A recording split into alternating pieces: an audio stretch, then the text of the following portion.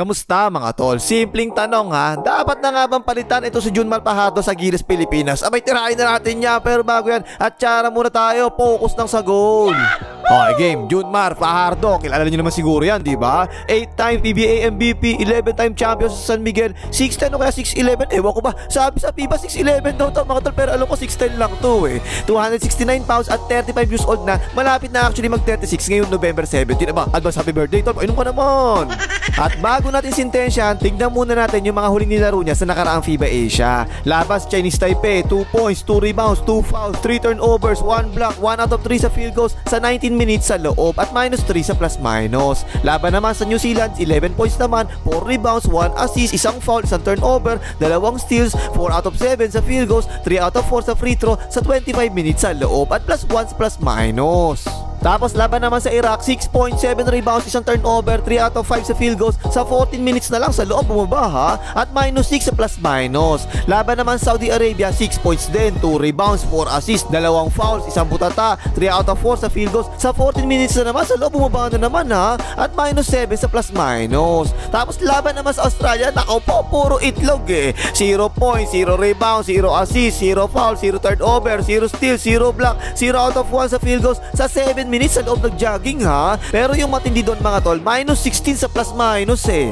Ayun no, nakita nyo ba yung naging trend mga tol? Kung hindi nyo napansin ha, mula 20 minutes pataas per game, bumaba pa unti-unti yung minuto ni Junmar, lalo na laban sa Saudi Arabia at Australia na knockout game pareho. 14 minutes na lang siya naglaro sa Saudi Arabia, tapos 7 minuto na lang siya naglaro sa Australia. Yan ba, ibig ba sabihin yan, nawawala na rin yung kumpiyansa ni Coach Sim sa kanya kaya ganyan?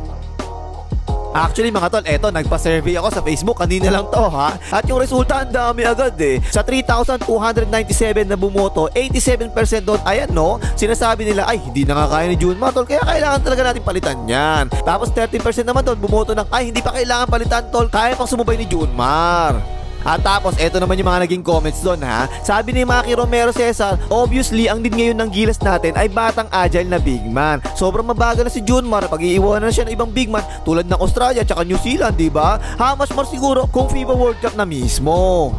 Yan mga tol eh, no? Yan yung unang concern talaga natin kay Pasador kasi halata kasi na pag-iiwanan na talaga siya eh, no? Yung sa Australia, eto si Magnay, 6'9 lang yan eh, no? Pero ang bilis talaga eh. Ayan, napasaan sa pick and roll eh, oh, dak-dak! Tapos yung sa New Zealand naman, eto namang si Ben Gold mga tol, 6'9 lang din yan ha. Pero ang bilis talaga, tinan mo, iwan talaga si Pasador dito. Ayan, tinan mo oh, hindi man lang nakasabay si Pasador sa kanya eh. Tapos Chinese Taipei naman, ayun, yung naturalized player nila, si Gilbert, ang lakas eh no. Nakapo, outplayed talaga nito si Pasador.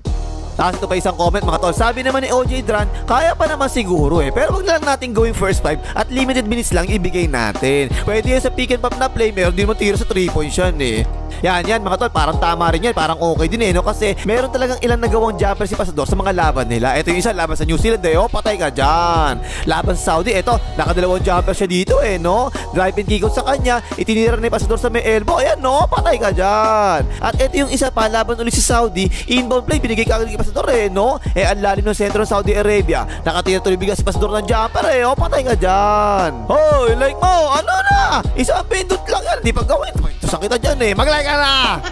Tapos ang sabi naman ni Jetro Degano, 35 years old versus 22 to 29 years old na center tsaka power forward na ibang bansa. Ano yan? Marami nang napatunayan, silyado na yun eh. Kaya magparaya na lang siya sa mga mas bata pa. Sa FIBA, hindi lang skills yung labanan eh. Labanan din na resistensya kasi araw at oras lang pagitan ng mga laro eh. Yan, tama din yan mga tol eh, no? Malapit na nga kasi mag 36 years old si Pasador. At matanda na talaga yung ganyang edad sa basketball eh. At tapos yung mga kabantayan niya, mabata eh, no? Kaya nahihirapan talaga siya makasabay sa bilis ng laro. Tapos sabi naman ni John Christian Buiser Mandayok, haba naman ang pangalan mo tol, pass your paper lang, susunod ka pa rin pangalan mo ha. Sa opensa, hindi kayang i-dominate ang mga kalaban. Sa depensa naman, easy target naman sa mga pick and roll. Tapos hindi rin niya kayang depensa si Lalim kapag kasi laki niya yung kalaban niya eh. Yan din mga tol eh, no? Nagiging target pa sa pick and roll si Pasador. Eto yung laban sa Chinese Taipei, naalala niyo ba? Tinirahan na, hindi man lang nakatingin si Pasador eh, no? Patay ka dyan. Halata talaga sa larong ito mga tol, naiiwanan talaga palagi si Pasador sa depensa sa pick and roll. Ayan, ganyan no, kitang-kita naman, di ba? Nakalusot na nga eh, ole up yan. Ito pa isa, pick and roll na naman kay Pasador ha. Medyo mataas na yung pwesto ni Pasador ngayon no? Medyo late nga lang yung contest niya dyan, Portre. Patay ka dyan. Pati si depensa ilalim, kita talaga Hirap na rin si Pasador, lalo na laban sa Saudi, nako po, yari talaga Kinain talaga siya nitong Arabong Jokic, diba? Na dinaan siya sa football, hindi siya talaga makasabay sa galawan no? Galing Pero hindi lang talaga yun mga tol Kahit kasi sa pwersahan, natatalo talaga nitong Arabong to si Pasador. Tingnan mo, itinulak pa nga siya sa ilalim no? Kashoot pa nga. At yung isang factor din kasi dyan mga tol, halata talagang hindi makatalo si Pasador ngayon kasi ang bigat na talaga niya no? At ina mo, hindi nag-aabot yung matata niya But to be fair naman mga tol, kahit naman si Edo Manzano, nahirapan siyang bantay itong taong to nung inilabas na si Pasador. Pero kahit pa yung labas Chinese Taipei mga tol, talo talaga si Pasador doon sa naturalized player nila si Gilbeck no? Ang ginawa pa nga ni Coach Tim, yung nakalata ako, itiniming niya nasa labas si Gilbeck, tsaka niya ipinasok si Pasador, diba? Pero nagkalat pa rin si Pasador sa laban na yun ito pa mga tol, related din dyan itong sinabi ni Kaping Barako give the credits where it's due. Pero kasi kailangan natin ng versatile na big man. Pinapatay tayo palagi sa drop defense Yan na naman mga tol no? Drop coverage siya kasi talaga palagi yung pwede gawin ni Pasador. Kaya ganyan tinamo abang na talaga siya sa kanyang pwesto, or may iwanan talaga kagad siya jumamper na nga sa harap niya patay ka dyan. Ito pa isa, titigan niyo mabuti si Pasador dito mga tol ha. Iwan na iwan talaga siya dito no? Talaga wala siya magagawa sa depensa dito Pag ganyan drop coverage lang yung pwede mong gawin sa depensa, tapos hindi ka pa makatalo pag nagko-contest ka, talaga mahihirapan ka sa FIFA kapag ganyan, diba? Portre, patay ka dyan. Pero sabi din ni Christian mga tol, kaya pa ni Junmar basta't may kasabay siyang malaki katulad ni Kai para makapag-close out siya sa depensa.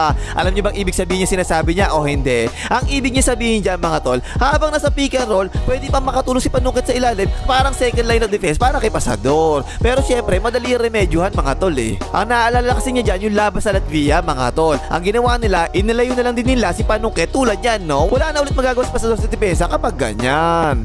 Pero meron ding impact sa opensa yan mga tol, kasi syempre mas madadalayan talaga si Pasador kapag kasabay niya si Panungkit, diba? Kasi ang mangyayari, posibleng power forward ng kalaban yung itapat sa kanya sa depensa, diba? Imbis na yung sentro nila na mas malaki.